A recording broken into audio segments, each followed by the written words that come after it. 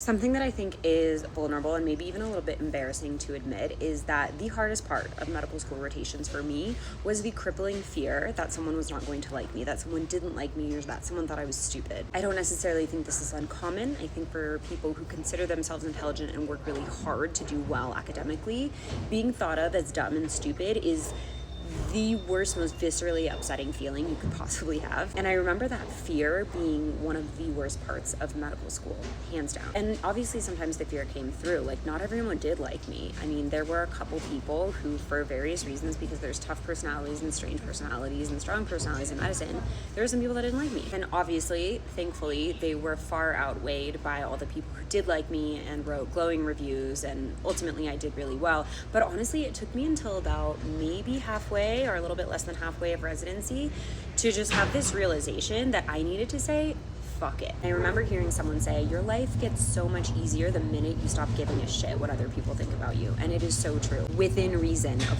course. Like, you need to be compassionate and you need to do a good job and you need to treat other people well, but like, do that because you want to, because you're a good person with integrity, right? But oh my God, that mentality just changed so much for me. I remember I would get off the elevator every day at work when I was a resident and just say to myself, you're not gonna care. You're gonna let that go. And I know what some of you are thinking, like, well, if someone doesn't like me, they could write me a bad letter of recommendation or a bad review and it could limit my future career chances.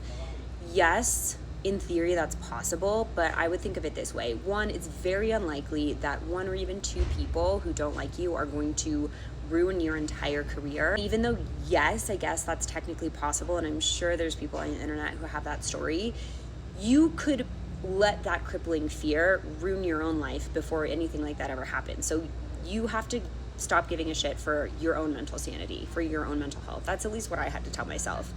And it changed everything.